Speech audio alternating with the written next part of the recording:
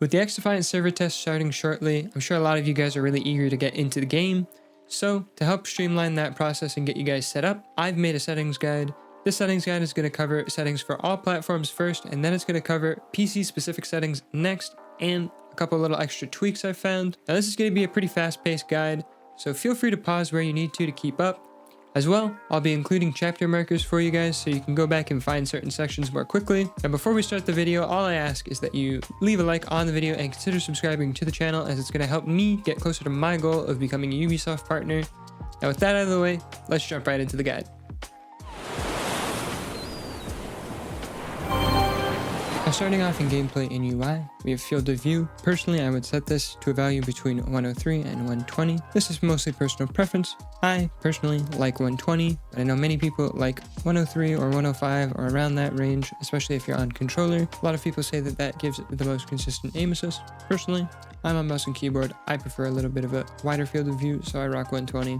Next, we have ADS field of view. This, again, is personal preference. Most people are going to be rocking consistent, as that is a little bit more zoomed out in your ADS. The other option is going to leave you a lot more zoomed in. ADS behavior, hold, is what most people are used to if you come from shooting games like COD. This is the default, so usually go with hold. ADS sensitivity transition, preferably rock instant. Again, personal preference. Melee during ADS can be on or off.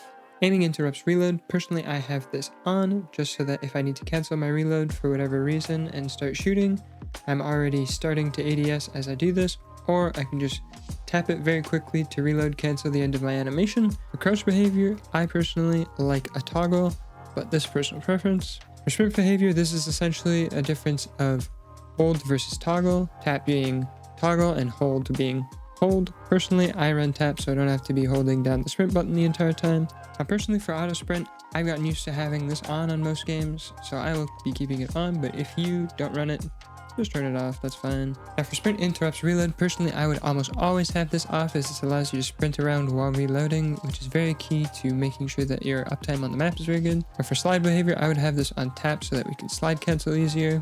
Auto reload weapon, have this on, have this off, doesn't really matter. Same thing with auto switch weapon. Personally, I keep them both on. Auto grab ledge, I would personally turn this off so that you don't mantle edges accidentally. Scoreboard behavior, I would personally put this on hold. Now for adjusting HUD limits, you can go in here and pull in the edges of your screen a little bit in your HUD so that everything is a little bit closer to the center of your screen and you don't have to move your eyes as much. Personally, this is what I do. I just pull it in on the sides and in the top just ever so slightly so that everything's a little bit closer to the center of my screen and I don't have to move my eyes as far. That's very comfortable for me. Now for damage numbers, enemy health bars, and minimap rotation, I would turn this on. Distance units, keep this on meters as in the gunsmith. All weapon ranges are represented in meters. Ping display, you can turn this on or off if you'd like to see your ping. Now for team composition overlay, not a lot of people know that this is in the game, but I would personally turn this on. This is actually really useful. It's going to show you the names and HP and status of all your teammates and the enemy team, so when they're alive and when they're dead, what their HP is like, if they have their ultras or not.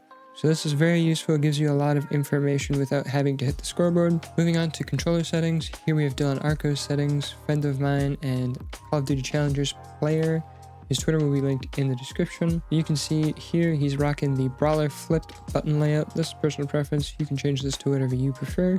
Aim assist on standard. He reduces his aim assist strength adjustment to -1. What this is going to achieve is this is going to make your aim feel a little bit less muddy and sticky. It's not going to affect your rotational strength, as that falls under the follow adjustment. So this is just going to make your aim feel a little bit more responsive when you're on target. As for aim response curve, he rocks reverse S curve.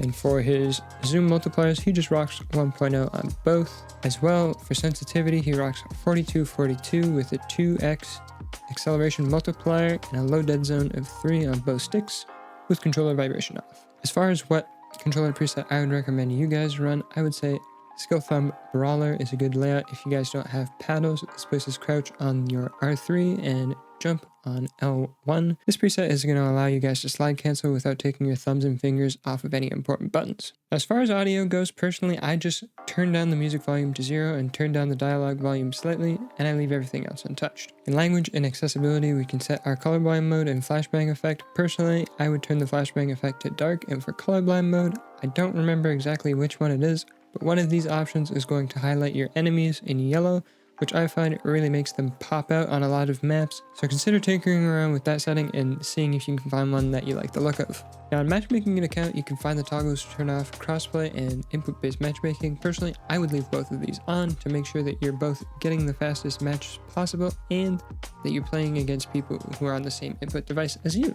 Now for all my PC people, I'm going to be going over the graphics settings that I ran in the last test. These are still the best settings and what I'm personally going to be running this test. These are my graphics settings that I run.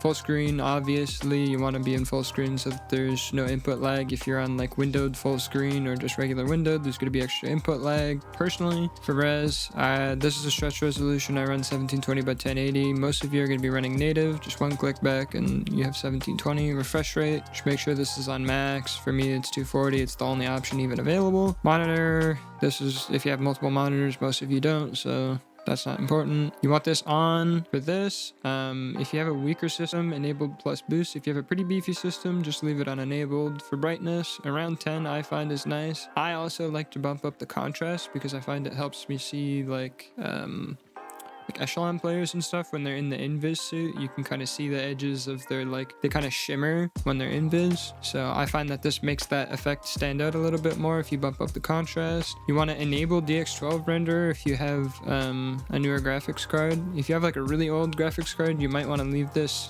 to no, but if you have like Nvidia like 10,000 series or older, probably just run the DX12. It tends to run a little bit better. Graphics quality on custom, VSync always off. Frame limit, I mean, you can have this off. If you have it on, the max is 200, but if you have it off, you can actually go way past 200.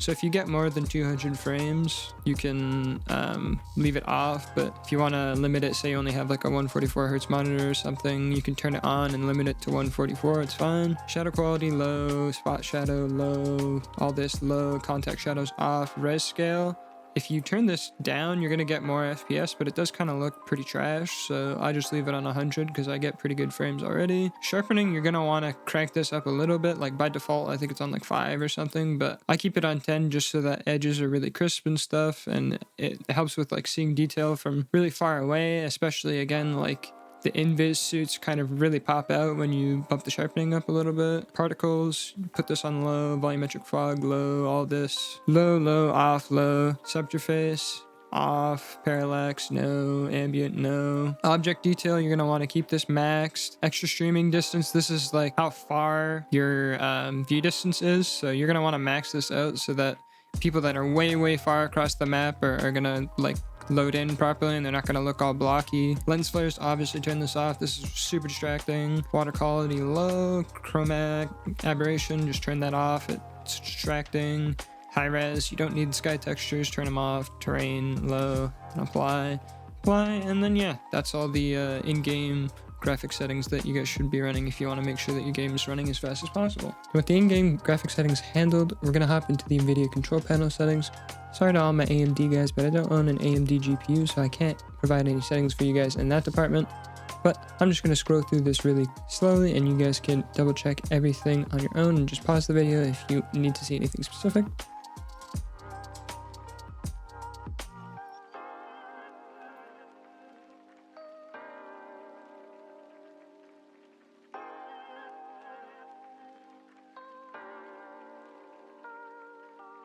Next, we're going to come down to resolution. Here, we're going to make sure that we're running the maximum refresh rate. For those of you guys who want to run stretch resolutions, what you would do here is you would come and create a resolution and you would change this horizontal pixels to whatever you want. For example, 1720 by 1080. Let's go test. For me, I already have it, so it's just going to say it's a duplicate. But if you're just creating one, it'll run a quick test, and if you're able to run it, it will say test successful, and then it will pop up here in this custom resolution bar, and then you'll just tick to enable it and click OK, and then it'll pop up here in this custom tab. I handle my stretch resolution in game instead of actually changing the resolution of my monitor, so I'm just going to stay on native for now. As well, we can come down here into desktop color settings and mess with digital vibrance like this. If we want to really crank this up and really saturate those colors, we can. Personally, I handle this with another program that I'll show you guys later. So I just keep this on 50.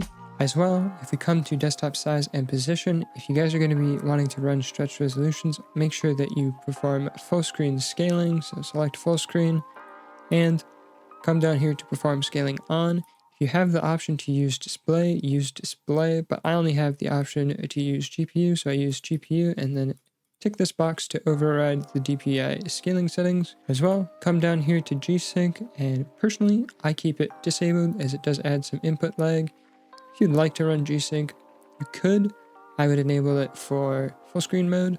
Very quickly here, I'd like to just highlight a program that I use called VibranceGUI. Now what VibranceGUI does is that you can come in here and add manually and come to program files, U for Ubisoft, Ubisoft Game Launcher, Games, XDefiant, and we can grab the XDefiant EXE and then set a Vibrance in-game level.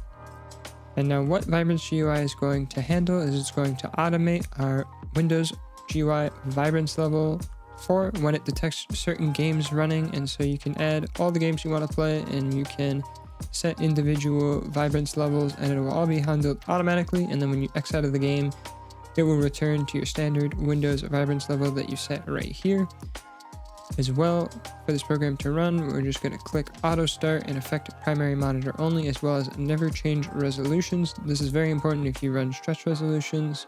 Make sure that you tick this box, and as well, don't close the program. You need to keep it open for this program to work. So instead of hitting this X button, we just hit this minimize button, and then it's going to go into your process tray and just live here. It's a very lightweight app, doesn't take up a lot of system resources, so it's fine to just leave running in the background.